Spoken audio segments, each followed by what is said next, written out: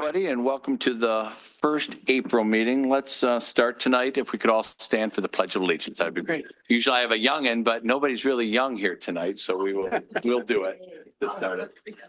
I pledge allegiance to the flag of the United States of America and to the republic for which it stands, one nation, under God, indivisible, with liberty and justice for all. Thank you. So some are new, but not too many here. Maybe those that are online.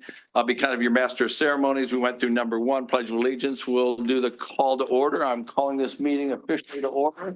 If we could take the roll call, Justin, that'd be great. My name is Evan. Mayor Turnbull. Here, oh, great one, Evan. Mayor Pro Tem Morosky Brown. Here. Councilmember Carter. Here. Councilmember Janetti. Here. Councilmember Krenz. Here. Outstanding. So we have a full quorum here tonight on the eve of a big national basketball game. So that's good. Up by then. Let's go to approval of the agenda. You have agenda in front of you. Anything to add or to delete in front? Great. And you're recording that, I see. Do I have motion? I move to approve the agenda as submitted. Good. So we have a motion properly supported. Any other discussion? Great. I think we can do that. All in favor, say aye. Aye. All opposed? Great. Full on that. So let's go to public comment. Before we go to public comment, anything that's not on the agenda. So tonight we have some different things. We'll be introducing the new members on your team. We'll be doing an update on the bond authorization. Also, unfinished business. We have always finished our business. In 6 years I've been doing this, but we're going to talk a little bit. We asked for more information. This is just an update on River Park and also the consideration of the contract going forward on Ford Field. I will give everybody a chance to talk on those different things when we're done. If there's anything other than that that's on anybody's mind, this would be the time. I would open up first those in the council chambers. Do we see anybody that's you want to speak on something other than what's on the agenda? Going once, going twice. I see no takers in council chambers. Ken, if you would let those know online how to raise their hand electronically. So again, we're one of the few, we're about 7 or 8% that are on Zoom, and we're one of a couple that are using every comment, everything we have on the agenda. They have a chance to speak for 2 minutes. So why don't you let them know how to do that, Ken? Go right ahead. Thank you, Mr. Mayor. If anyone would like to do public comment by calling in, we'll ask for you to raise your virtual hand by pressing *9 on your phone. And then once you're entered into the queue, we'll use your last 4 digits of your phone number to call on you, and then you'll just press *6 to unmute your phone. We don't show anyone online at this point, Mr. Mayor. Okay, great. Really?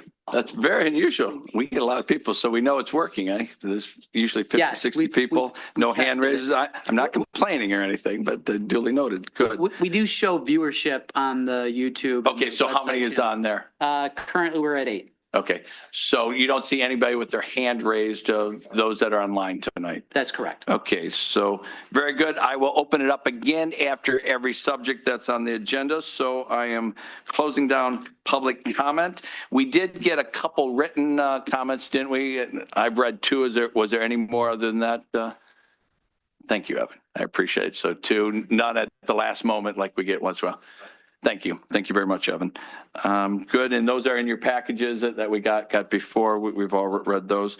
Excellent. So from there, let's go to number 5, consideration approving the following consent agenda. You saw that was published before, from the council meeting minutes to receiving the file reports from everybody to our award-winning water service lines and what have you, but in different contracts. Is there anything that you want to take off that, put it on the agenda? If not, I'm looking for approval of the consent agenda.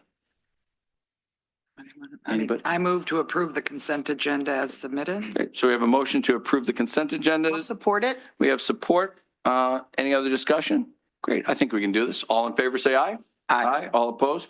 Great. We have a consent agenda that is approved there tonight. So let's go to number 6, presentations, I would ask you, George, to the front. And I think you have a couple people that you'd like to bring front and center. It's all yours. Thank you. Thank you, Mayor and Council. You bet. So I think I certainly appreciate the fact that we have a great staff here in Northville. I know Council certainly appreciates the staff that we have here doing hard work on a daily basis. We get to add a couple of really great additions to our staff in key positions. I want you to introduce them to Council and the community. I'm going to start with Michaela Kleehammer. Michaela, actually, it's actually fits because she's a graduate of Western and Courtney's a graduate of Eastern. So Oh, geez. East and West, Keep them they'll apart. come together here. Okay, good. So Michaela, back to it. Michaela has a political science bachelor's degree, like I said, from Western Michigan. She has about 5.5 years of clerk experience and about 3.5 years as the actual city clerk for the city of Allegan, where she had a lot of great firsthand experience in running elections, doing all the sorts of things she'll be doing here in a similar sized community, and comes with great references. So we are very pleased to have Michaela Kleehammer be our city clerk. And this is her first night. She's in training. She's got Evan here doing the stuff, but Great. she's here watching and helping out. So pleased to have her. We also have Courtney O'Hara. Courtney's been with us for several weeks now. We just had a chance here to get her to come to the meeting. Courtney has over 6 years of full-time communications work in a number of different capacities. Most recently comes from the Farmington Public Schools, 3.5 years as a communications specialist, focused in social media. So a lot of the same stuff she's going to be doing here for City of Farmington, for Farmington Schools. Her degree I mentioned from Eastern Michigan University, a bachelor's degree with a public relations and communications majors and a marketing minor. So both great degrees and experience. We're happy, very pleased to have both and to welcome them to the organization. And if they'd like to go read council as well. Oh, boy. Great. Having you on board. Congratulations. Congratulations. Duly noted. Yeah, absolutely. Thank you, George. Yeah. There you go. Doing the waiver. We have brought in, under George's leadership, a great staff. We have an inspector, for the city now. We have project manager and direction on where we're going strategically with Wendy. We have a new clerk here. We have a full-time marketing person. We're looking for the future. In Parks and Rec, we brought in somebody for Parks and Rec to look at the future, and we're going to have new directors in other areas. We are looking for the future. We're pretty excited. Thank you for all the work on putting your staff together on that. Great. So now we are going to go to the next area, public hearings. We have no public hearings tonight, which is a good thing. New business. We have one thing, the consideration of approving the capital bond authorizing resolution. And I think at this, Pat McGow, you are up at this time. Enlighten us. We've talked about this. We've been working on this for a year or two. Let us know. Great. Good evening. Pat McGow here as your bond counsel. Also here is Steve Burke. He is your financial advisor from the firm MFCI. He's the guy that can answer all the financial questions. I'm here to answer the legal questions and talk a little bit about the process. So as you may recall, the last time I was here in November, the City Council adopted a notice of intent resolution indicating your intent to issue bonds to pay for various water improvements that would be issued and paid from water rates, but pledging the city's full faith and credit to give you the benefit of a better credit rating. Since that time, there has been a lot of discussion and planning going on. Just a reminder for everybody, the main purpose of this bond issue is to pay for improvements that have been mandated by Eagle. So starting in 2022, Eagle has mandated that the city make various improvements to the underground reservoir. The city's been working on that, and it has to get done. Along with that, the city is including some water main projects and some lead service line improvements into this package so that it can be done efficiently. And after a lot of discussion, we've decided to include it all in one financing. So back when we met in November, there was a question as to whether we would do one or two financing. It kind of depended on the timing. Basically looking at the time schedule, what the city's plan is for spending the money, it was decided to go ahead with one financing at this time in the full amount of not to exceed $15 million. Because as you know, the city has a variety of water improvements, not just this cluster right here, but there's no concern about being able to spend that money within the next 3 years.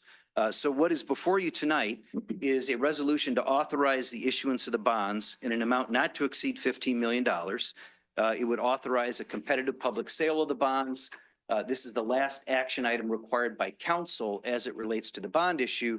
And then the resolution delegates to the city manager and the finance director to take all the necessary steps going forward to actually issue and sell the bonds. One of the things that's driving the timetable here is, as you know, the city has already started a lot of water projects. So Katy Street, Eaton, engineering and construction are underway. The city's actually spent quite a bit of money this year on those projects.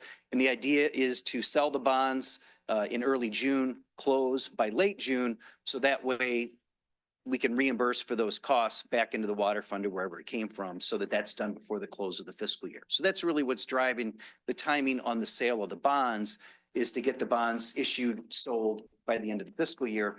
The actual bidding for the reservoir and the bulk of those improvements is not going to be done until later in May. So you'll probably be seeing that around the same time we're looking to actually sell the bonds, late May, early June. So we have a schedule basically after tonight, if approved by you, we would work to put together the preliminary official statement. That's the offering document, apply for ratings so that we would have a bond rating before we sell the bonds in early June, and then closing expected in late June. So with that, I'm happy to answer any questions. Or Steve, if you want to talk a little bit about anything financial, he can answer those questions. I can answer questions about the resolution and the process. Great. I'll just start with saying thank you for all the work. I know the tanks up there are much older than anybody in here, 107 years old, I think. So we had to, from Eagle, replace those tanks.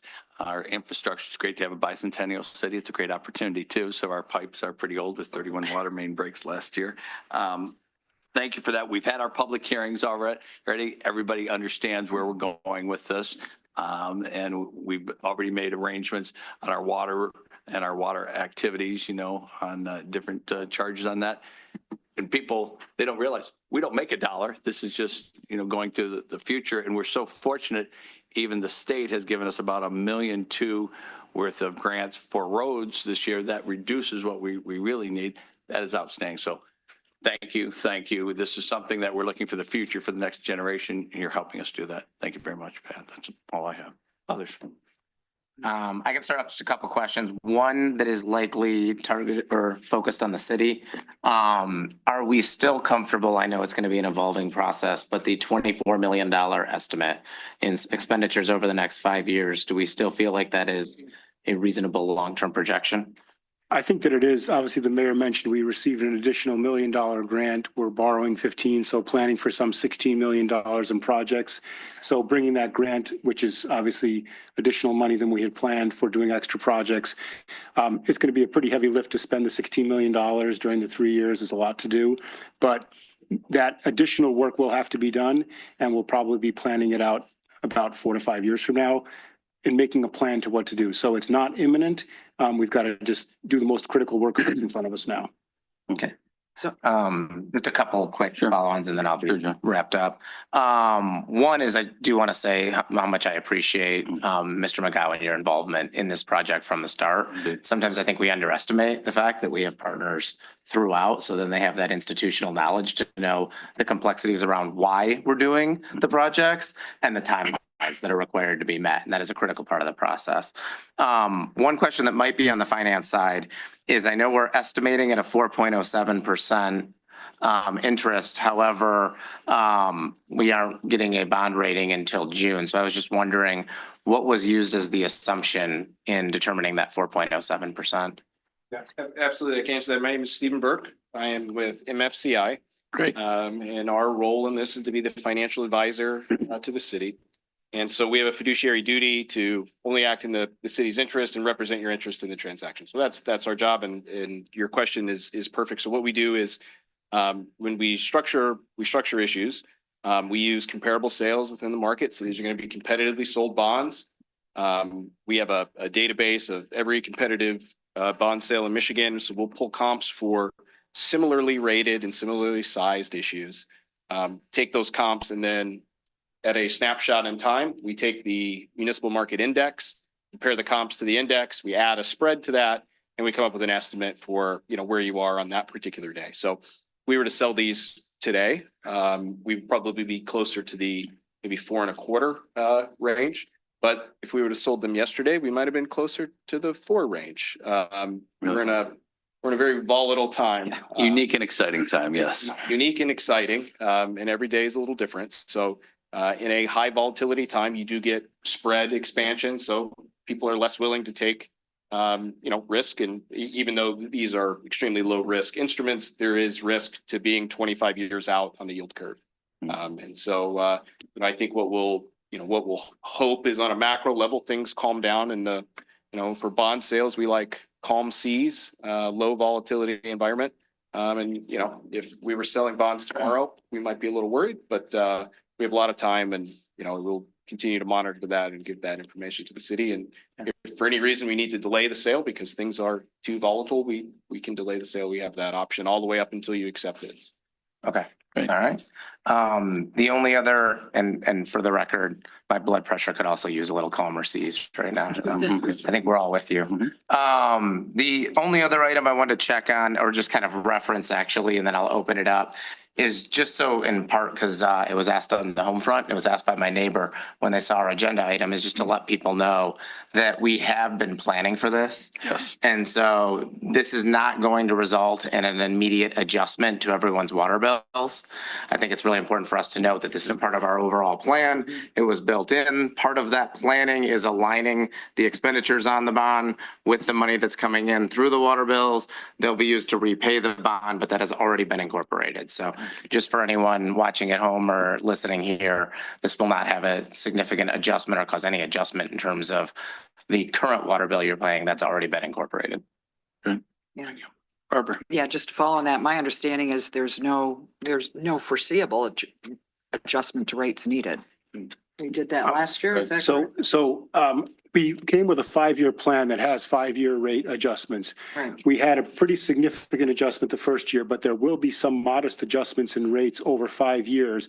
But this bond issuance and all of the things that are taken to run the system, the people, the commodity purchase, all of that is in the rates. Right. So it's all baked in, but there is a plan to have modest rate increases, but this debt issuance was baked into that. Yes, and Yeah, so, so, but there will be some cost of living increases or some cost increase over coming years, but this has already been incorporated into the model. Yes, Is that a we- fair?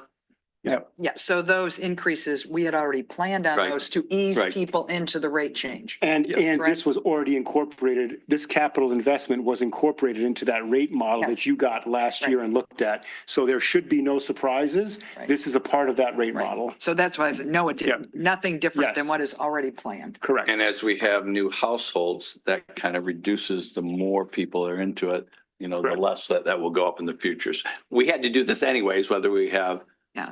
100 households or 200 households, just as an example, we will have more households. So thus bring the numbers down. Go right ahead. But Sorry, it's didn't- my understanding, and defer to George, but the additional households that will be coming in the next few years were also part of the Yep. calculation. Mhm, So, weren't they? yeah, so we don't, No, so we actually took a more conservative approach. So the rates do not have a full accounting for all the additional households. The additional households should likely improve the rate situation because there's more payers paying for the fixed Do I infrastructure understand it? costs. Yeah. Of course, they'll have to pay for their own commodity usage, but the fixed costs of the system are divided amongst more ratepayers, which is only to the good for the city overall. Is that a The risk fair? of stating the obvious, they're gonna have all new utilities there that will not need maintenance for years to come. For next generation. They're lucky. Absolutely, we are. Generation where their tax. We're getting ready for that next generation. The city. Super. yeah, well, good point, because right now we pay for a lot of emergency repairs that will be less in the future, as certainly as we go through and fix the system. The last is just a clarification is, it looks like the debt service, paying it down is about $955,000 a year, correct? And then I imagine there's some fluctuation in that, but you don't anticipate any huge spikes or drops in that amount? So I think as we sit here today, if we knew where interest rates were going to go, we would all be trading interest rates. I think that this is I think it's a reasonable estimate, plus or minus, some amount probably. Yeah. I don't want to be, again, given current volatility, No. but too far out on a limb. But, I think plus or minus 20,000, 25,000 from that number is probably reasonable as a Well, and I should have Or- prefaced it's based on your assumptions. Your assumption No, was no, that yes, the. based on Yeah, the I should have- assumptions, Yeah, obviously with those assumptions. Yeah, being so sorry. Subject to change on a daily basis. yeah. I- Never And assumed. it, Okay, it good. never has, the need for assumptions been so important yet so unpredictable. Mhm. I think So- maybe part of your question was, it's expected to be relatively level, not with spikes. Correct. And it's structured intending to be level, whatever that. Yeah, so it number isn't is. going like And that this. can be adjusted at the time of sale to make sure it's relatively level. Okay. That's how it's intended to be structured. Perfect. Absolutely. And we will adjust that at the time of sale. So And- the total amount may change, but the amount each year will be plus or minus 5,000. And we pay on this debt service through 2050, correct? So it's a 25-year, is that? Okay. And those are my questions. Great. Thank you, Barbara. Anything, Andrew? I like sitting at this end because they do a good job Yep. down there. Thank you. I'm going to start at that end. No, nothing to add from that. Mr. McGowan, thank you for everything you do. Oh, yeah. It's Ditto. extraordinary. And then the ability to explain it is just. as- Absolutely. It's a complicated thing that you simplify for us. As I said, Appreciate we're- it. Community's lucky to have you. We Yep. make, you take something so very, very complicated and make it easy for us to understand without dumbing it down, you Right. know, still. Yeah, thank you. Thank you. And as a resident, he's Very gonna much. pay in. Yep. Huh? I said, and as a resident, he gets to pay in.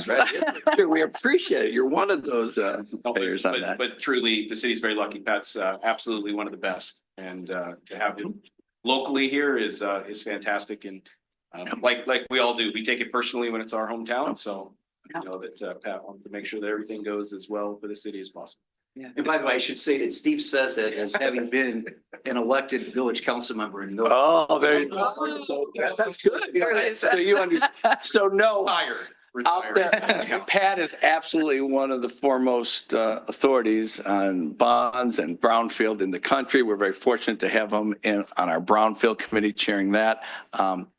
Does a lot of work for Northville. We get that at a really good rate, but I appreciate all you do from locally, the state and nationally. We appreciate you sharing your time and talents with a lot of different activities here. So thank you, Pat, and thank you for all the work on this. It was outstanding. Thank you for attending today as well. Yep. So hang on, take a step back just for a second and stay right there. Is there any comments from those in council chambers? Going once, going twice? Okay, I'm closing off council chambers comments. Online, again, we're meeting according to the policies and procedures from the governor and Open Meetings Act, and that's, we open it up back and forth and what's on the agenda. Is there anybody, still the same amount of people online, quite a few people, but any hand raisers at this moment in time? There are no hand raisers at this time, Mr. Mayor. Excellent. Very good. So at this point, are we looking forward to a motion that's in your package at this point? Don't we have a sample motion that Yeah, Mayor, I'll take a shot. I move that the Northville City Council adopt the resolution authorizing the issuance of limited tax obligation bonds in the amount not to exceed 15 million to pay all or part of the cost of acquiring, constructing, and equipping various water system projects for the city, including water main replacements and improvements, booster station improvements, reservoir improvements, and lead service line replacements, together with all needed site improvements. Great. Support. So we have the motion properly supported. Any other discussion on this motion? Great. I think we can do this. All in favor, say aye. Aye. All opposed? Unanimous. Thank you very much. Thank you, Pat, for all your work and the whole team there. We can no longer say we're debt free. This is true. Thank you, Steve, for joining us tonight too. We appreciate it. Let's go to the next area. That's new business. We have nothing else on new business. Is that correct, George? Unfinished business. We always finish our business, but we just wanted an update. I believe, Wendy, you are up on this, on 9A. If you're following at home or here, it's the River Park Culvert Demolition. If you could just give us an update. We've asked for a little bit more information on that. This is just an update. There's no motions in there, and we're full steam ahead on different things. So let us know what's going on. All right, that is correct. Thank you. Thank you, council members. You had a memorandum in your packet, and I'm just going to outline that real briefly for you. I did bring my copy with me this time. I learned from last time. During your August 19th meeting, which is the meeting where you awarded a contract for the River Park construction as part of the Downs property. You discussed pretty extensively the process for constructing the River Park as well as demolition of the box culvert that currently encloses the river. And I committed, or staff committed, to come back to you with some additional information about how that demolition was going to take place. And just to kind of remind everybody, the reason the contract was in front of you is because a portion of the contract is being funded through the ARPA funds that the city received from Wayne County. And because of that, the contract needed to be held by the city. So that's why it was in front of you, because you haven't seen other contracts associated with construction for this property. The costs for the river restoration and associated improvements are funded through the Downs development, along with 2.5 million allocated from Wayne County ARPA funds and $1 million grant from Eagle through the Brownfield Redevelopment Authority. And when I say it's being funded through the Downs development, it's being funded through Brownfield funds. So the developer pays for that right now and then is reimbursed over the course of time through tax capture, if I'm explaining that correctly. So just a brief update on where we've been so far with the River Park, because it's really exciting. The work began on the project in September of 24 with the removal of contaminated soil. All of the contaminated soil was removed, and a soil testing company was on site during that time to confirm that the soils were removed and handled appropriately, and there is no more contamination on site. The grading of the river channel took place, at least the primary grading, last fall until they hit groundwater, and then they stopped. There have been submittals provided to OHM for the bridge abutments, so we're moving forward on the bridge design. And then work really slowed or basically stopped in the wintertime. The weather just was not conducive to that. But during that time, we finalized the landscape plans, and there was some discussions back and staff and the developer's landscape architect to ensure that we were comfortable with those plans. And then we did research associated with this box culvert demolition, the information that we're providing to you today. We have been maintaining bi-weekly project update meetings with the various developers. Again, as a bit of a reminder, there actually now is, for the most part, I think there's like 4 different construction sites. You have the River Park, which is being constructed by B&V. You have the north part of the Downs development, one side being constructed from HP, the other being constructed by Saxe, and Saxe is doing the apartment complex in Central Park. Then you have the main portion of the Downs, which is Toll Brothers. And at this point in time, we're still working on permits there. So there hasn't been a whole lot of progress there. But then you have on the other side of Center Street is the Old Farmers Market site, and then what we're calling the Outlot, and that is Toll Brothers as well. So you effectively have all of these sites going at the same time with different contractors, with different developers, all in a different part of the development process. So it's quite the juggling act. And so we meet every couple of weeks with each one of those groups to ensure we've got good communication going. So that has continued over the winter. Then recently, work started again in the River Park, and it is really cool at this point in time, at least for someone like me who enjoys this kind of stuff, because they've now gotten the riverbed excavated to the location where it will be. They've installed some of the stone riffles, which are basically kind of little stone waterfalls to slow the water down. Then they're also constructing the banks of the river, which involves what is called till boards. And then those are crossed over with basically root balls. So they're the trunks of trees that have the roots all established. And the way these things mesh together and then you backfill with dirt and plant, you're completely recreating a natural riverbed. And it just really is neat to see. So they're working on that in the center of the river, but they aren't working on the two ends too much at this point in time because they won't do the work up there until the abutments are set for the bridges. So that's kind of where we are at. At this point in time, they're looking at demolition of that box culvert, probably early summer. They'll need to get all of the river constructed. They'll need to get the bridges in place, and then they'll do the demolition of the culvert. As part of your packet, what was included was a detailed description of what we're calling the work description. This is what contractors or what designers will frequently call the means and methods of how they're going to do the work. And some of this is determined by various documents, and some of it is just determined by how the individual contractor is choosing to approach this particular project. So in the information presented to you is a list of applicable documents and materials. So the contractor has some ability to choose how they're going to do this work, but there are certain things that they do need to follow. There are river daylighting construction plans produced by Bar Engineering and a supporting project manual, which is a written description. Engineering plans produced by SKL. There was the contract that we have with BMV, the proposal and contract dated August 12th. Then there are two permits through Eagle related to this. One is a joint permit, which basically means it's a permit that covers both your wetland and floodplain requirements. And then the other is a brownfield grant work plan.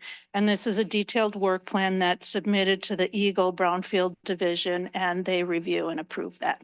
So the contractor's got to comply with all of those different documents. The work description that you have in here does comply with those documents. It complies with the requirements, most specifically the requirements outlined by Eagle and the Brownfield Grant Work Plan, because those are the regulating agencies. Those are the people who have jurisdiction over this project and this particular site. So what is described within this work plan complies with those. A couple of key things to note. What we're looking at doing is the contractor is going to come in and saw cut the top of the culvert because the culvert is square. So they'll saw cut the top of the culvert and cut it into pretty big chunks. Those will drop down to the bottom. Then they're also going to saw cut the top portion of the walls of the culvert. They'll come and it's interesting. They've got a concrete saw that sits on its side and it runs all along a track. And so it'll run all along a track about, I think it's 2 to 3 foot down. And so that gets rid of the concrete that's within basically your planting area. Then they'll take that and push it down to the bottom as well. And then the walls and the base, they will leave in place. And that is for a couple of different reasons. One is, it's easier to do it that way. But the other is the more that you disturb those and disturb the way the existing soil is right now, the greater issues you have long term. And so as they put some of the concrete into the box culvert, they will break it up in small enough pieces so that they can minimize the number of voids. And then they'll backfill in layers, which are then compacted, and they're compacted to a specified density. I think we're looking at 90%. 90%. Minimum. And there'll be a soils company on hand to test and make sure they do that. They compact to that percentage. So that's for the main portion of the culvert. About 90% of the culvert will be done that way. On either end, they will be completely removing the box culvert. And that's because it's a requirement from the Eagle is requiring that. And on the north side, the river runs from the north to the south. On the north side, they will leave a chunk of the box culvert in place and fill it with clay and plug it. And so what that does is that prevents any water that is coming from the north from flowing through that area that was once the box channel. And so the two areas on the end that are being removed are about 10% of the box culvert. And they do that, the complete removal and backfill with, like I said, clay and other materials to really cut off that river flowing through the old channel. Let's see, trying to think if there's other things that I want to bring up. We did have kind of back to the staff memo, and I do have, George Sokoff with OHM is here today as well. He's our engineer, one of our city engineers. And he has, his team has assisted us with gathering this information. So if there's some tech stuff that either I've missed or questions you have, he's here to assist as well.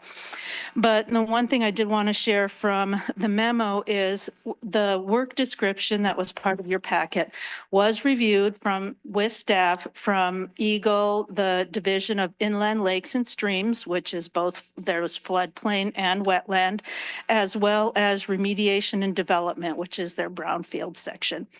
So we called several different staff in those different divisions and talked over with them this particular process. And it complies with the various requirements of Part 31 of the floodplain regulations. And it also complies with the permits that they have received from Eagle as well, related to the river daylighting and box culvert abandonment method. OHM did review the work description as well, and the means and methods that are described would achieve the intended results of the Brownfield Grant Work Plan and River Park Plan. So they don't have concerns from that standpoint as it relates to abandoning the existing culvert. Now, there is a bit of a caveat there. You know, you're never going to get a complete, an absolute approval. The caveat is that provided that there is a soils person on hand to ensure that the backfill is done appropriately. So that's going to be a key thing. And we've had conversations with HP's project manager, and they're aware of that, and that's the intent. There will be a soils professional there to ensure things are put in correctly. And then we'll also have some staff from OHM who are keeping an eye on things to kind of reflect our interest as well. Since SME is hired by HP, it doesn't, you know, or by the contractor, it doesn't hurt to have a city representative there as well. So that's a lot of information that I kind of spewed at you. So is there any questions or any other So clarification? we asked you for more information. You gave us a lot. We appreciate that. For one that kind of witnessed out in the township at Legacy Park, they had tunnels between all the 12 buildings all around. And I went out there when they were doing some of this demo. It's an amazing process for somebody that used to play around in those tunnels when I was younger, but it was amazing to see how they collapse on it. Let's let that one go. So from that, we're going through the same process, and ours is a river. Those were connections to all the buildings out there. It was amazing. And Eagle was on the grounds, and just like they'll be here monitoring. So that is the process that's throughout the state. But thank you for the information. I think I learned something. I think all of us got a lot of information. We asked you for this, and I appreciate the information. I'll open up to others here too. Who else? Anything down here? No, I appreciate the dust control Yes. there, so thank you. Good. That'll give us. Andrew. No, Wendy, we're still lucky to have you. Thank you for that thorough description. And I'm Indeed. glad that the mayor brought up that this is hardly an unprecedented process with what's going on at Legacy, all the layers of environmental jurisdiction on top of it. This is absolutely the right thing to be doing. So thank you for coming back in with such a thorough explanation. So I hope that helps us and anybody who's listening too. So thank you. And appreciate it. We have it all written, so we've been memorizing that. I'll have to do it before the meetings, but learned a little bit writing and looking at it too. Go ahead. I'll be quick. First, I love, Wendy, your genuine enthusiasm on this project. And as noted, the culvert's not open, but I will admit rain started to fill the river channel and it gave a nice preview of what's to come and it's pretty exciting to see. So It was anyone who peered over the fence, don't unbelievable. get too close. That river, because of all the rainwater, it wasn't flowing. Everybody was saying, "Oh, look at it, the river's flowing." Yeah, it did No, get it's all attacked. the rain, and you could see, going back and forth. We'll see some pictures on the State of the Community of that because I couldn't believe it. The whole river and the bends. It was fantastic. So we can get a little preview. I am gonna read one line from the background because I think it's important, and just kind of reiterating it to everyone online. The cost for the river restoration and associated park improvements are funded fully through the Downs development, along with a $2.5 million allocation from Wayne County ARPA funds and a $1 million grant from Eagle through the Brownfield Redevelopment Authority. So I always want to keep emphasizing the fact that we are maintaining that commitment and working through those levers and those processes. The one thing I did want to just ask to verify, the ARPA funds and the Eagle grant obviously did have timing restrictions. I'm assuming we are on track and working towards those timing restrictions with all of the activity that's taking place. We are. We actually talk every couple of weeks for just a few minutes to just give an update and make sure we're all on the same page, and they're thrilled with the progress we're making. And I haven't had as much communication related to the $1 million grant from Eagle, but my understanding is we're working right along the way we need to be with that as well. The only other items is one, and it would probably be through our Brownfield Authority. But curious when we'll start to see an update on the estimates or the incurred expenses. So the eligible Brownfield expenses, where they're at today. I think it would be interesting to start relaying to that entity and then ultimately to us, where that stands. Because obviously it is capped both in terms of total expenditure and timeline. And then I will reiterate the comment from earlier. Obviously, dust mitigation is a strong focus that we have talked about a lot. I know one of the things that was mentioned in the comments was it includes spraying work site with water trucks or continually misting if water trucks are ineffective. I would just say we stay on that and make sure that we are doing everything we can to keep that controlled during the development or the destruction portions of the project. Yeah, it's interesting because right now or recently, we've been dealing with mud, how to keep mud off of the roads, once it's on the roads, how to clean it up. And it transitions to dust so quickly. It can start out as in the morning, you're dealing with mud, and by the afternoon, the soil is moving around. So it is something we're gonna have to keep a close eye on. Yep. Thank you. Arbor.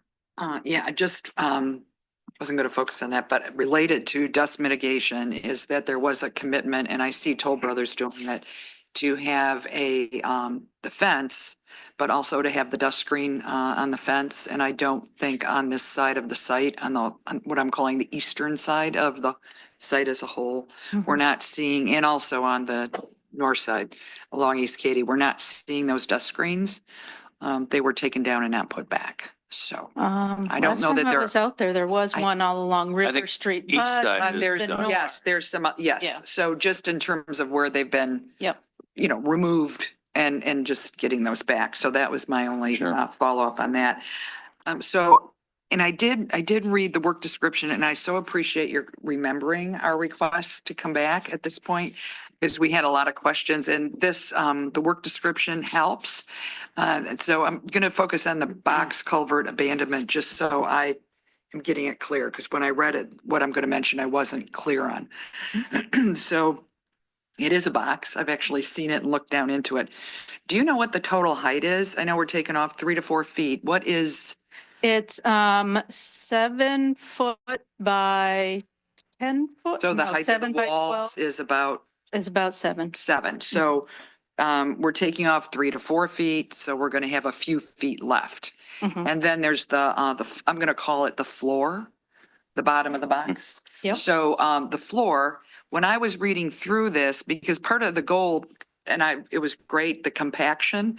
And actually, if I could interrupt for a Yeah. minute, the size is in the work description. It's actually 29 foot wide. by 7 foot. Seven, yeah. So when I was Or focusing, 22 by 8. yeah, and I There's was, two different sizes depending. where yeah, you're but at. I was looking at the height of the wall. So there will be several feet left. Mhm. Yep. When it's cut off. So it's Yeah. that cool machine that you described comes along, cuts it, and then you're left. So you're left with this a U, Mhm, right? Because the top's gone. mhm, It will be put in, right? Cut in big pieces mhm. and put back in. So my question is that I couldn't see is the floor. Mhm. I'm not seeing that that's being cracked at all or anything. No. Okay. Mm-mm. So how is it that we don't, and this is the non-engineer, but asking a reasonable question is you're going to end up with essentially a bathtub, Mhm. right? Because you've got crushed pieces and then you're putting all of the compacted on top of it. But there's, groundwater, the water can't flow through. So the surface water that's coming on, stormwater, can't flow through that. Or if it does, it's going into this, Mhm. whatever's left of the box, 3 foot high, but this, and there's nothing for it to get through. So how is that not provide like this way, a plane or, because it can't, it's impermeable. Right. Well, I it just- becomes, the same way you might have large boulders or clay layers in soil layers. It's not going to allow soil to go through up and down. It will flow side to side. And then within the filled area, it's just like you'd see other underground structures. So the water that gets in there, if you're talking from an east to west, it can't go anywhere because there's walls left. I'm talking about the compacted. Mhm, yeah. It could go this way, but only to Mhm. such, I just don't know, a slipping plane, basically. Yeah. How that, The why? concern that it might slide like Yeah, this slip lane. within the U. Well, and that's why both ends are sort of capped the way they So- are. So the concrete itself won't slide like this. Yeah. Yeah, I And the just- water, at some point might work its way out. Because so I was just wondering why the bottom isn't, I don't mean broken into chunks, but it doesn't broken it anyway, but Wendy, can I maybe offer a possibility here? So I would submit most of the community has maybe a couple inches of soil before you get to complete clay. This is going to be a couple feet. Mhm. And the way the water leaves is ultimately through the ground above it being arid and being pulled up and evaporated out, just like it would be anywhere else. so with it being so tightly compacted, getting down to that floor that's impermeable, just not gonna. I don't think it would Okay. be. I mean, I think there are many, many other locations here where you have maybe an inch, if you're lucky, before you Oh, yeah, get but full I'm, clay. yeah, that just, we end up, Yeah. I mean, we end up with a legacy of, we thought everything was fine 30 years ago with just putting stuff over Ford Field. For reference, do we know the depth on I the mean, Ford so- Field lot below there? Yeah, so, Sorry? Do we know the depth of that slab below on the Ford Field lot? Does anybody know that one? Do not. yeah, they left it there, but they did break it up. And it's a very wide, Oh, And to huge. my knowledge, they Yeah. Very did wide. break, it's a lot of asphalt and cement underneath, but it was broken up. Yep. And then the dirt put on it, just like this, Mhm. it goes through. You're right. So, This would be significantly more depth this way in terms of Right. Yeah. like up to It- 2 or 3 feet before you get to an impermeable yeah, surface. part of this is just wondering, how is it going to shape over time? Mhm. One is, what is the Yeah. warranty? So if it turns out, oh, well, we're getting some stuff. So what is the warranty period? Because that settling or any problems with that settling could take a long time. Mhm. So what is that warranty for, the compacting and no slippage? And then, because it is near the, or it sounded like part of it was near where the bridge abutments are Mhm, as well. So it's in an area we don't want mhm. budging an inch, right? Mhm. So do you know what the warranty is? I don't off the top of my head. I think it varies depending on whether you're looking at the asphalt versus the bridge versus the landscaping. I know when it comes to the landscaping and the river corridor, the Eagle permit requires a 5-year monitoring of Mhm. that. Typically with paved surfaces, you're looking at only a couple of years. Yeah, so unless I'm we talking ask for about an the extended work one. in the culvert abandonment. What is the warranty on that? It's. It would be the traditional of what the contract is. I don't recall off the top of my head. Yeah, so, and that's just something you can let me know. It's not, but Will that, do. so, Thank you for bringing this to us. I do have a concern that there isn't even anything for it to get through, but I'm going to defer to the engineers. I just have to say that's what it is. Anything from this side of the world left? Andrew? No, Great. I'm set. So just one last thing. The Wayne County Commissioners, they are extremely fired up. You know, they gave us $2.5 million on this because the more that we do this bioswale and the absorption, the less flooding down rivers. So they are extremely fired up to see, they know it's not going to, serve all of them, unbelievably, but it will help. And the absorption, because what's happened, we got the Upper and Middle Rouge and the Randolph Drain, we put it in a pipe and we speed it up and we flood down river. Well, now we open it up and it has absorption. So they are extremely appreciative and they're looking forward to this. So from all the commissioners that voted for this, which I had to present down at Wayne County, they're looking forward to the results and coming out, to see that day when the river flows. So thank you for that. And they're actively involved with this. It's great to hear them do that. We'd like more money from them, but they're actively involved. Good. No. So from that, is there anybody in council chambers that has a comment on this? Going once, going twice. Ken, anybody online with a hand raised? And no virtual hands raised. at Okay, this no, time. great. We opened up for all the virtual hands and we haven't got, we must be answering all We're the all questions. That's clapping. good. I know. The standing O's out there. Great. Okay, so I'm closing it down. This was just for information. You don't have a motion on the table. So this is, we asked you for more information and you didn't, you took your job very seriously. So we appreciate that. We got a lot of information. We got it in writing and appreciate all you did on this. I think you've answered all of our questions. That's why nobody's asking any questions. You answered them all. OHM was incredibly helpful on this. Thank too. you, George. Just, Thank you for being here and thank you for all your work on this from OHM. We appreciate that too. Thank you. So that's the update. No motion. And so you stay right there. We Yep. have number 2. Let's talk about this little thing called Ford Field, the consideration of excited. awarding the contract. Why don't you give us a little background on that and update us? I will definitely do that. Before I start this, I just wanted to give everybody a real quick update on Serenity Point. The first phase of that project is done and the contractor has pulled off site until the culvert extension is completed. But with all of the rain last week, I had an opportunity to see that area in action. Thankfully, I have an opportunity to stay sometimes in the Bingham's household, which is right adjacent to that. I was there the night of all the water and the floods and just seeing the water go through there, it was amazing. I took some videos and some pictures and I sent it to the Drain Commissioner's office and just said, it's working great. This looks wonderful. So, and of course, it's also amazing how quickly then it kind of dries up and everything goes downstream. But that's just another real fun project if you have an opportunity. And it was to get out great. there I and think see the it. ducks were in all the different ponds there the day after.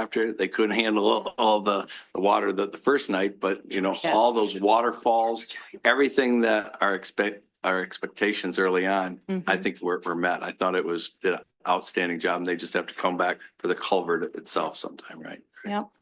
So, okay, now to the agenda topic. On Wednesday, March 5th, we opened bids for the construction of the Overlook Plaza and accessible gateway into Ford Field Park.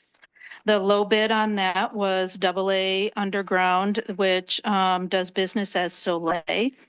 And they had a base bid price of $1,016,985. There's a list here of the various scope items that were included: a sidewalk along Hutton Street, retaining walls, concrete plaza. The amount of funds that are identified for this project in the budget is $1,083,345. And that's actually what's identified for construction. There are additional funds that are identified for engineering. So with a base bid of $1,016,000 and available $1,083,000, that leaves about $66,000 to look at either for contingency or potential scope additions.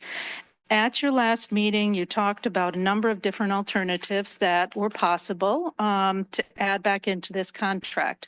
We looked at making the plaza brick instead of concrete. We looked at making the fencing along Hutton Street more decorative fence versus the chain link. And then we talked about installing a seat wall on the west side of the plaza. Based on council feedback, we went back and looked at the project, and we have a recommendation here for you for a contract award. First of all, we're looking at that base bid of $1,016,985. If you replace the chain link fence with decorative fence, that adds $23,000, $23,370 into the price.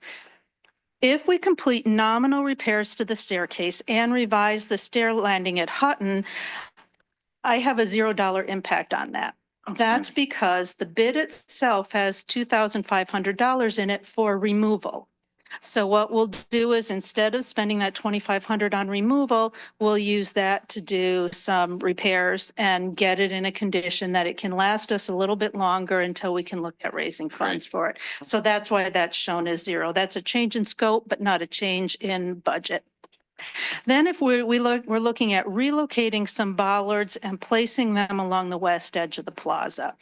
And the reason we're looking to do that is we're suggesting that is the feedback we were hearing is that one of the benefits of a brick seat wall is that sense of enclosure, that sense of space that it provides, as well as safety, kind of a little bit of a barrier there. And so we were looking at how can we get at least some of those features, but not have to invest the nearly $50,000 in a seating wall. So what's proposed is a series of bollards that are evenly spaced. Now, these aren't crash bollards. They're not rated, but they at least give a little bit of a barrier, both visual and a little bit of a structural barrier. Then also install some benches in between the bollards. Okay. Those are our traditional benches. They're bolted down to the concrete. So are they going to stop a truck going, 50 miles an hour? No, they're not going to. But they are going to more clearly define that space as a pedestrian space. They're going to add some visual appeal, some height. The backs on those benches are going to be a little higher, so you'll see some height.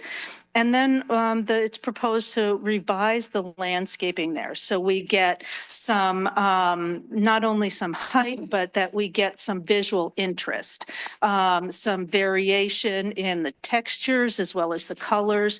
And so that creates then that same sort of sensation as you'd get from a brick wall, but at not nearly the cost. So we'd be relocating existing bollards that were on other places of the project and to this location, then purchasing and installing some benches and revising the landscape. And I put an allowance in there of $6,000 for that. I don't expect the bollards would be an additional cost because they're already in the project. Same with the landscaping. I think we'd trade the landscaping out, but benches are expensive. And so we had to put some money in for that. Then the other thing we're looking to do is to accent the plaza itself instead of going to that brick plaza. Is there was an accent band in the design around the plaza itself. It was, I think, 8 inches wide of exposed aggregate. We've widened that and gone to a 2-foot wide band so that it more clearly accentuates the shape of that plaza and identifies it as a space that's separate from your traditional walking space. So if we make all of those changes, that brings us to a construction contract amount of $1,047,355. That leaves $35,990 for contingency. That's only about 3.5%. And typically that is, that's really low for a project of this nature. It makes me nervous. But there are some other areas in the project bid that have allowances for different different things that we may not use. And so potentially those funds are available. So what is proposed here is that you award the contract based on what I've described to you, $1,047,355. You identify the rest for contingency. And then as the project progresses, if we need more for contingency, we would come back and ask, as opposed to trying to identify and allocate that right now. But we are not recommending that you use brick on the plaza, and we are not recommending installation of the seating bench. The cost is such that we think we can accomplish a lot of what was intended with that through the changes we have recommended here. You did receive an email from one of the Ford Field Task Force members advocating, I think, for the seat wall. So I do want to make sure you saw that. Yes. And I think that is all, unless you have any questions. So just a comment to begin with. I think we'll be able to handle some of those benches. There's a backlog of people that want benches in town. I mean, those are the sturdy 30-year benches. Yeah. I think that will handle some of the needs of some of the folks on the Ford Field area as we line 3 or 4 up there and on this side of the bollard. So that is something, I know you put money in the budget. I think you're going to have that money to use on other things.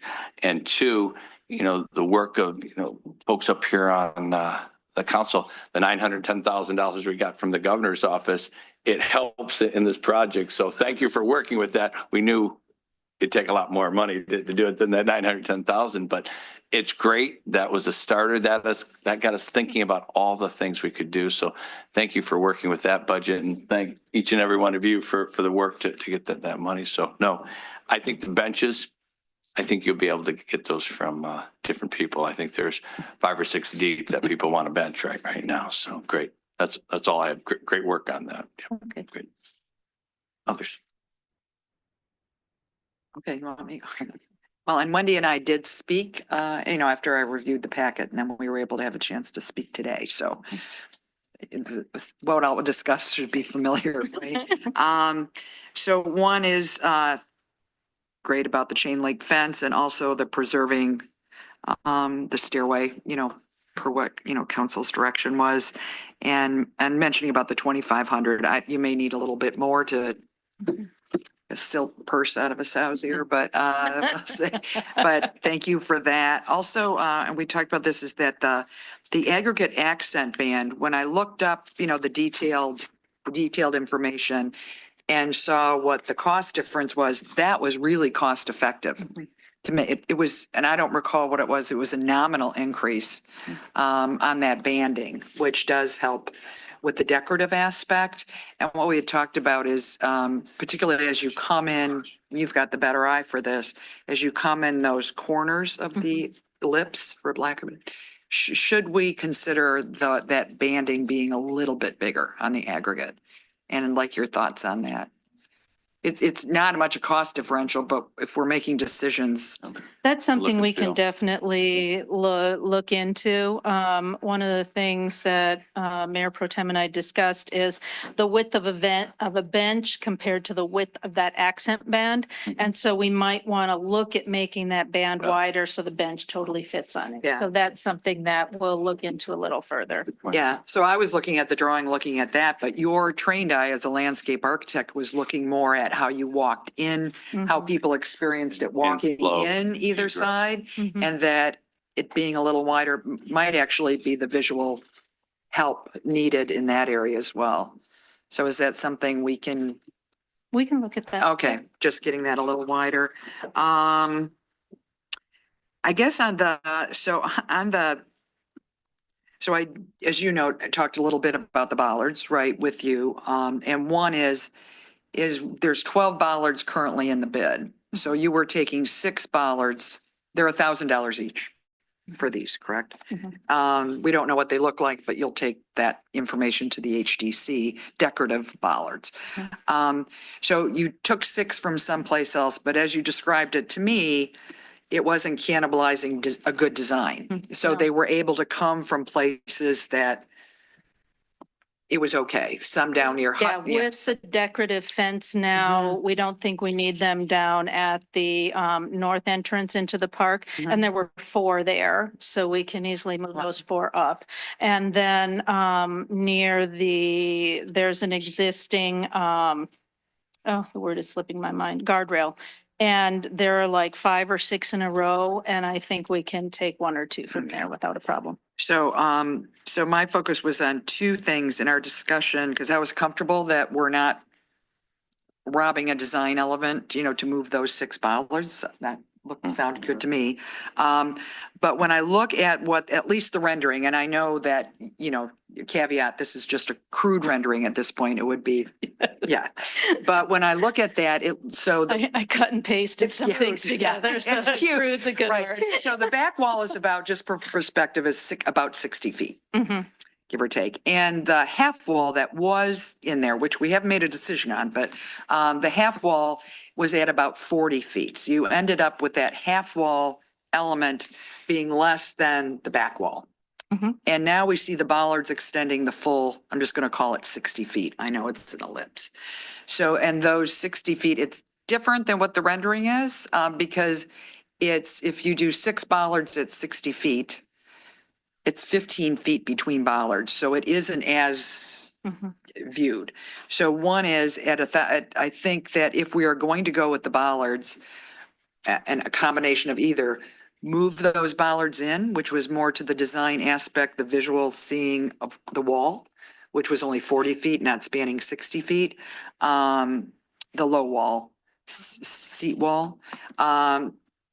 And so then you can bring them together a little more. But right now, those bollards as pictured are 15 feet apart. Mhm.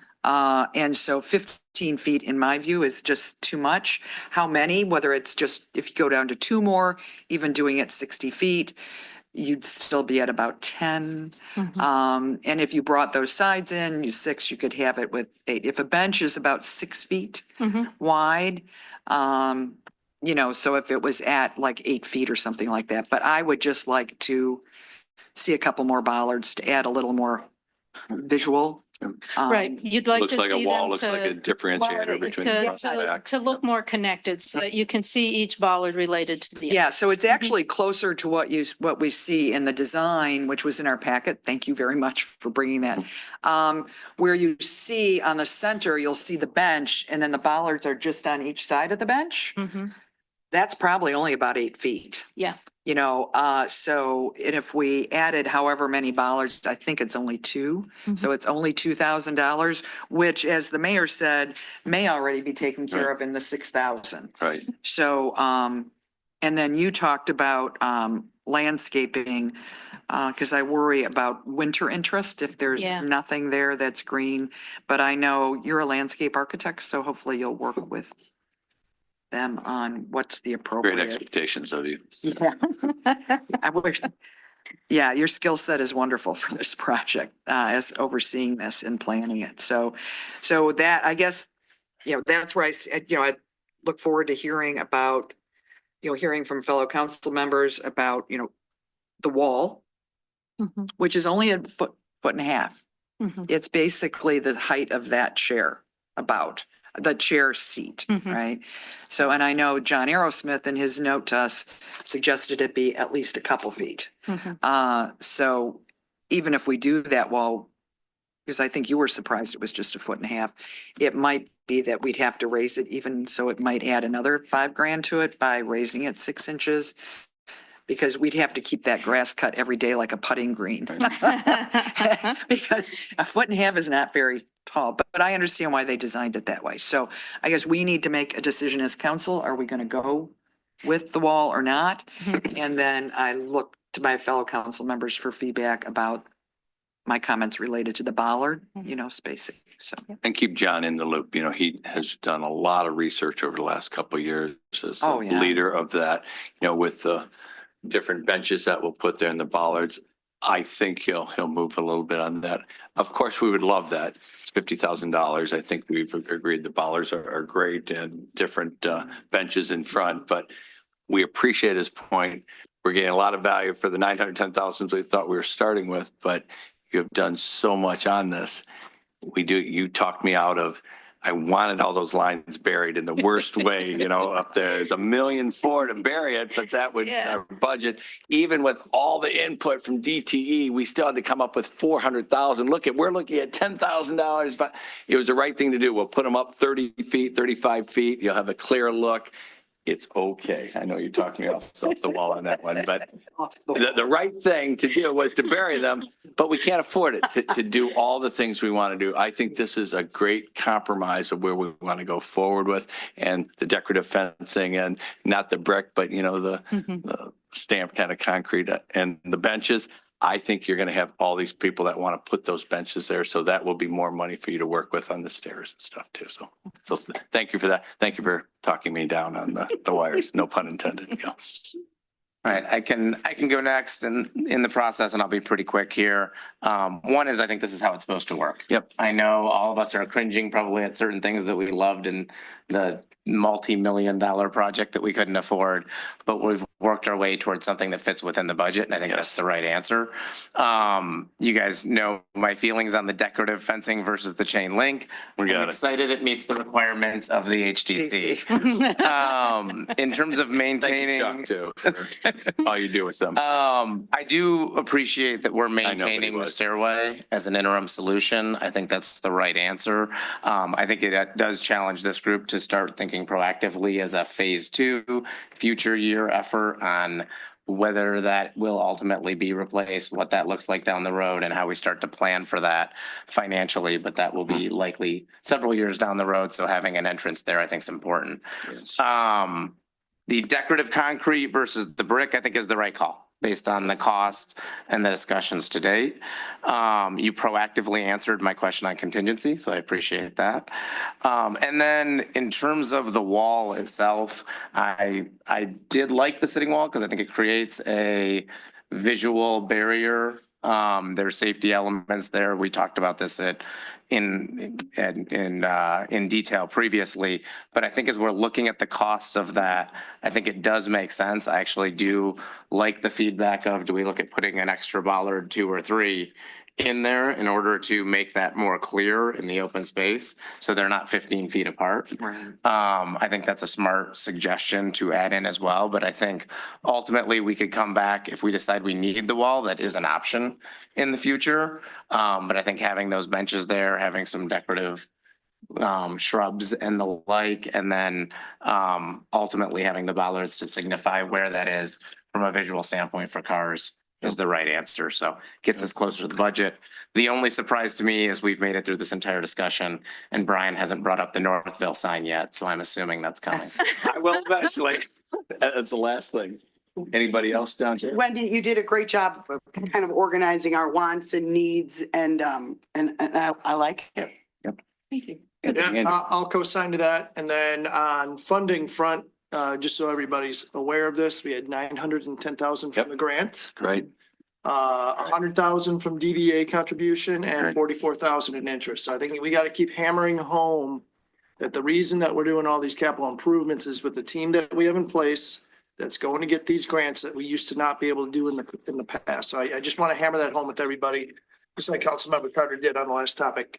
When it comes to the aesthetic, I'm glad we're doing the fence. I was not in support of the brick pavers. I do think the stamped concrete's the right answer. I am agnostic on the seat wall. But I'm also cognizant that we're going to have many other forthcoming beautification opportunities that will provide a much bigger bang for the buck. We do have to keep an eye on, with the balance that we have in the bank. And if I had $50,000, I'd probably put that elsewhere to get that more in front of people in other places. So I'm also in full support of the bollards. I love the wall, but I also don't want to overspend on this bright, shiny object versus all the many things that are coming. So that's my opinion. I do agree on the bollards that they probably do need to be a little bit closer, even if just to provide the appearance that this is where the pedestrian plaza is. One thing I brought up in the past, and I don't know if we get any traction like the mayor's Northville sign, but I would like to have this plaza have a purpose other than just it exists.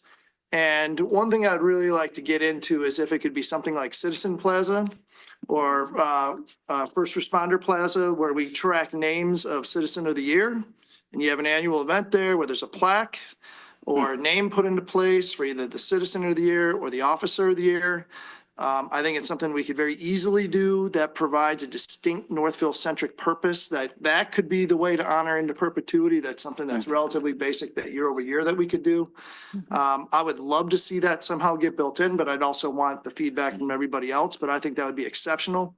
I hate to have this wonderful, wonderful spot with no real purpose other than to overlook. I want people to go there and linger and look at like names or something of, wonderful citizens or officers or something in the past. So again, I'll put that out there as something that we can consider in the future as a design element if everybody would like to show it. So other than that, again, Wendy, exceptional. I'm looking forward to getting this thing going. And on that, you could have a row of bricks for every, if it was Might be that, Or something or there, whatever it is. So it's a. Buy a bollard. Yeah. So on that last point of Mr. Carter, Mr. Kretz, of course, I like it to say Northville and Ford Field. And we have talked to different people. As we build this, we might be able to put that on afterwards, to put the nomenclature. And let's get this done, and let's see how it looks and where we would, let's live with it a little bit. So you have worked with me on that. Of course, I want people to know that they're in Northville. So we will, you're exactly right. I think we have people that will donate $1 or $2 to put the Northville nomenclature on that. So We'll sell a letter. we'll sell a Wanna letter. Buy an ad. They're going to buy the whole Northville. We got to pay more for bottles. That's good. So thank you. So Seen that show. I think you have explained an awful lot to us, and we have all been, from the wires to the nomenclature to the different things. I think starting what Mr. Krenz said, we got $910,000. You have done so much that got us stimulating to get going on this, and you've done so much work on it. Look at the end, what we're spending on Ford Field, and the majority, all grants, on 4 different kind of grants in there. On the whole bit. So Take it's tomorrow off, tremendous. Wendy. Take it off. Well, the morning. Okay, good. Anything else before I open it So up? now, so we've talked about the bollards, so Yep. I'd like to follow up because now it sounds like we're not doing the wall. So Right. just, and I'm okay with that. So I want to reflect on something and we talked about this today is when we look at this design versus where we were early in concept, we did for this area, and this is similar to the feedback you received from the Historic District Commission, it lost some of its anchoring and visual. We had to give up the columns, the brick columns. And then now we're giving up the brick walls. So there is a loss of that visual visual interest, and there's no way around that. But why, it wasn't simply, we never did have the cost on those brick pillars. However, as Wendy described, is when they did more with the soils, they found out that it would have been just the foundation of those Right. pillars were very expensive. So it was more than just, well, how much does it cost? It was really a challenge because of the soils along there. And there wasn't the room to put them behind the sidewalk before the bank just completely dropped off. Yes, yes. And The you, wrought iron fencing was a great opportunity. and you also wouldn't want to Looking. pull it into the sidewalk because there's not much room there. So it was just, it would have looked great, but it just wasn't feasible and practical given the terrain in addition to that. That's a good point. What Wendy and I did talk about is adding no cost to it is there any opportunity? Right now, the wall goes completely straight for 60 feet, right, with that cap. Is there any opportunity without changing the foundation to do something at those ends? At both the north and the south end, without adding to using the foundation that's already designed and in place. So when the architect, landscape architects, and you look at that design, hopefully you would have within the current budget and bid, some flexibility to look at some modest decorative element on those 2 ends to sort of, because otherwise you just end with this. And I do support, in the long run, that's why we left that center place. To your point, what do we want this to be in the future, right? Whether it's memorializing people, events, whatever, and that middle installation can accommodate that eventually. but we don't know what it's gonna be, right? So, we're not seeing anything there now, but we know that that's something we need to work on. What is that installation of art, of some sort of having commemorative things on there? I don't know what it is, but that will make a huge difference in visually anchoring that, which gets to my last question, which I forgot to ask, is are we building in electrical here? We are not building in electrical, but there are two conduits that go from the central garden area out to the road, so that either electrical could be pulled into there in the future or irrigation. That was the Okay. other thing that we talked Because about potentially. and I don't, because if we already have the electrical available, we'd hate if we put some central piece in there eventually. You don't build it for electrical now. Yep, there are two conduits that have been Okay, placed so in that there. would be for that. And if we just decide that we want something to spotlight the wall. Yep. Or so we can decide on that and it would be available. Because even with it flat with no installation in the middle, you could still do something with a spotlight or something to, again, that punch on the wall, which is Yeah. relatively low cost if we already have the electrical. there. Maybe DTE would like to sponsor that spotlight and a couple Yeah. plugs in there. Well, so. they. Jerry Narcia we doesn't can know put- it yet, but he'll know it. We can put DTE's name on the spotlight. That Oh, we will. Yes. Absolutely. So that was that. And also related to that is, and my assumption was that those bollards do not have any sort of downlight. No. Because there's lights on other bollards. And you're not recommending that we need to do that.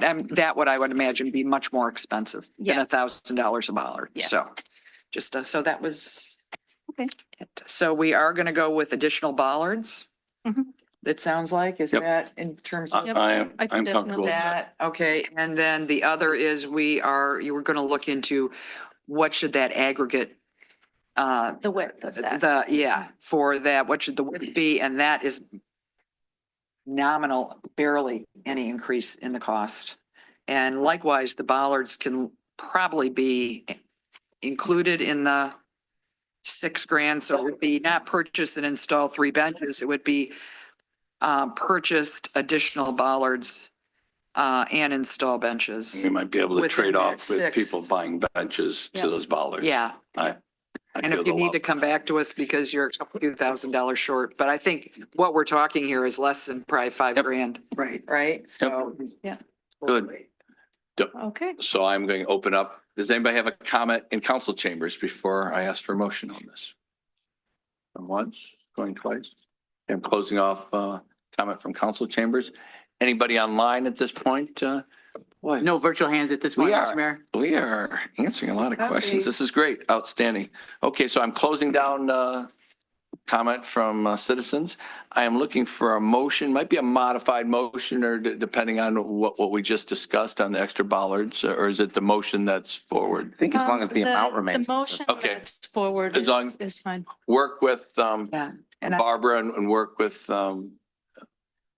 Mr. who's in charge of Arrow. John John Aerosmith. Aerosmith. And- I think of the group every time. Yeah, The Aero- and Nancy Darga and I went over these, from the packet also, so please look to her Yep. input. Absolutely. She's an expert on it. She's in charge of it. The Ford Field, the Riverwalk and the Farmers Market all report up to her. She's very knowledgeable. And John Aerosmith, he spent 40, 50 hours just looking at that besides everything else Yeah, in there. he's So, very, great. and it was a very thoughtful, Keep them in the loop memo on he wrote, everything. I so- appreciate that. Thank you. They'll both be disappointed about the wall, but They will. we had to make. But those benches, seating areas, I think is a great compromise in there. Yeah, Good. so my question related to the motion is, and I think it's known, so we don't need to add it, is this will go to the Historic District Commission Yes. for their review of materials. So we're not looking at what does that bollard look like? Right. What is that brick? Mhm. And I know HDC also was concerned about what will that plaza look like from below looking Yes. up? But you're gonna, in terms of the materials and use, Yes. so you're gonna go, we don't need to incorporate that in this motion No. in Great. terms of their review. Okay. Good. So I we closed will- off public and I'm looking for a motion. I'll I think take, you have it. yeah, I move to authorize the city manager to sign a contract with AAA Underground LLC, DBA, really, alphabet soup, I'm sorry. Mhm. Doing business as Soleil? Soleil. Soleil? Soleil. There's not an accent at you, but, okay. DBA Soleil in the amount of $1,047,355 to construct an overlook plaza and handicap accessible entrance into Ford Field Park from Hutton Street, and furthermore approve a $35,000 $990 contingency for the project. Sorry, that was. So we have a motion. Who would like to, and would anybody like to support that? Did I hear support down there? Yep. From John. Any other discussion on this? I think this is the way it should work, as a couple of you mentioned. We went back and forth. We didn't get everything we want, the nomenclature and the lines and other things, but it was the right thing for the budget that we were looking at. And we all kind of compromised, and then we got the wrought iron looking fence that you've been diving on the sword for, which is great. We will clean up so everybody can look through that. It's the right look and feel. And without the brick, great.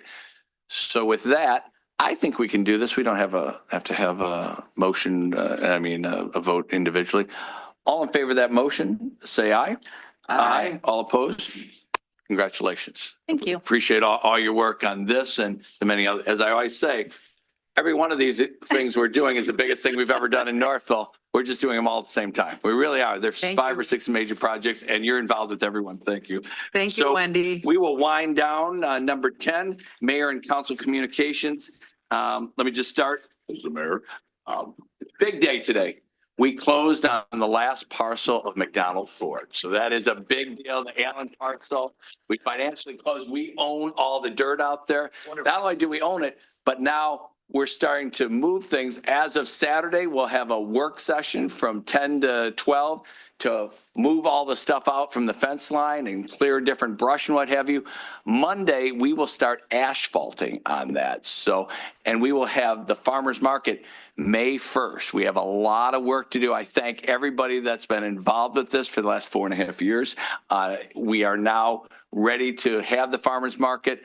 We're doing everything we can to make it successful this year. It's going to grow the look and the feel, maybe sometime a building, but it's a great location, and our partners in the township has helped us make this come to fruition, and we appreciate all they've done. We have combined both pieces together. We're working through that, but it was a great day in that. To the Ford Field Playground Initiative, I'll let you talk about that. A lot going on in Northville. 3, we have the State of the Community Friday. We have so much to talk about between the city and the township and the community. It's because of the work from everybody on council, kind of what we did tonight. Talk through different things and things that have come together. I think that's outstanding. And just the activities that are going on in town. We haven't even got to summer yet. Nomies and at the theater, now at the winery and what have you. Things are happening, even Tipping Point, what have you. Look at that. You know, people are coming to town looking at what Northville's all about. We just got ranked again as one of the top cities, places to go in the state. It's because of everything that's happening. And we're getting all ready for that Houston, Florida game here at 8:50. So thank you very much for a timely basis. Good. That's all I have. Council members. Mine will be really quick. We hit farmer's market, Ford Field upgrades, the Riverwalk and water infrastructure. Yep. That's a heck of a night. Absolutely. You know, just want to say thank you to everyone who's put in a lot of hard work to make these things a reality. It's pretty exciting for our community. In terms of the Ford Field Playground Initiative, there is still opportunity. If you haven't yet, please donate. Really excited. Money has continued to come in. Getting really close to our goals there. And also wanted to express my appreciation to everyone who has donated so far. You bet. Barbara. Well, I just gonna backtrack a little bit. There were, in terms of our public comment, we didn't have any online or here, but we did have 2 written communications. One I mentioned that was related to, that was the thank you that went out to John Aerosmith for being really thoughtful. That was for something on our agenda. And my expectation, George, is that we do have one that had to do with parking and Church Street and that's in there. And that's something that this will be, a reply will come from city administration on that. Would that be correct? We can certainly, it was to council and to me, but we certainly can put a reply. I've talked to Mike about it. I went out there and looked at it and we've had discussion twice about it. So we Yeah. understand the situation. It's a temporary situation. And within a week, we'll be going back and having the road repaired and back open Yeah. as normal. So I think just an update or reply would be helpful Yep. from the appropriate We will, city sure. official, whether That'd it be be great. you. Yep. Yeah. Beyond my pay grade in terms of everything that was brought up. So thank you very much for taking care of that, George, or in the future you will. And that is it. There's just a lot going on. And the amount of things on the consent agenda were huge. Yep. Good things like, Tunes on Tuesdays coming back, so things that'll be happening this summer. But all of the staff work that goes into putting those packets together that we never even talk about Right. that are in the consent agenda. I just want to say thank you to you all. I think it touched on, Amount of work. yeah, it was. So vehicles and it's all kinds of stuff. So thank you all to the city staff that put together those items for the consent agenda. We do look at them and thank you very much. Thank you. Mr. Kranz. Not a whole lot to add to all of that. When we do have our reply, I know that two of those handicap spots were, let's say, temporary order or Sunday only. So make sure we include what those parking spots are Right. In our discussion to that. So, not all handicap spots are made the same. So make sure that there's understanding on what those were. I'm sure you will. Right. And Chief, I know, has great information on that. Also, speaking to the chief, I'm enthusiastic about the new Tahoe that's coming in on the cruiser, so Let it fantastic. go. Sports are good. but go That ahead. just adds to the wins today, so Okay. that's well done, and that's about it. So, great night. Anything, Laura? I'm good. I think we're good. George, Yes. talk to us. Council will note Oh, yeah. that you have a nice budget binder in front of you. So staff has put a lot of work, and in particular, I want to thank Sandy. This is just the start of the process. We're having our budget discussion next Monday at 5:30 with council and all of our staff here. But Sandy, had to play through injury, spent a terrific amount of time to get this Thank delivered you. on Here, at home, Yes. today. today. She had me putting it working for her together a on the couple times, weekend. put pages in here. Yes, yes. She asked the mayor to help out. I know it, But a lot, geez. I mean, she had a I'll do lot anything going on, she but says. still tremendous amount of work from staff Yep. and from Sandy's staff. Thanks for her leadership, but also thanks for her personal effort. It's a tremendous effort to get this document together. So glad to get it done to council on time before the first meeting in April, which we did. So that is And- policy and procedure. It has to be to us Yes. before this meeting first starts in meeting. April. That is when we were And we put will be together. discussing it next week, and then We will. obviously leading to a public hearing and approval, the second meeting in May, I Yep. believe. So. with Great that- work, Sandy. And we also have a Thank you. capital meeting in 3 weeks from tonight to discuss just capital overall. So every Monday, we have a meeting for the rest of our life? Just for April. Okay, thank Thank you. you. Thank you. Good. Anything else? Is that enough? I'm looking for a motion for adjournment. Do I have that? So moved. Okay, and I'm sure Ms. Janetti is seconding. Everybody second. All in favor, say aye. Aye. We are closed. Thank you. Time for the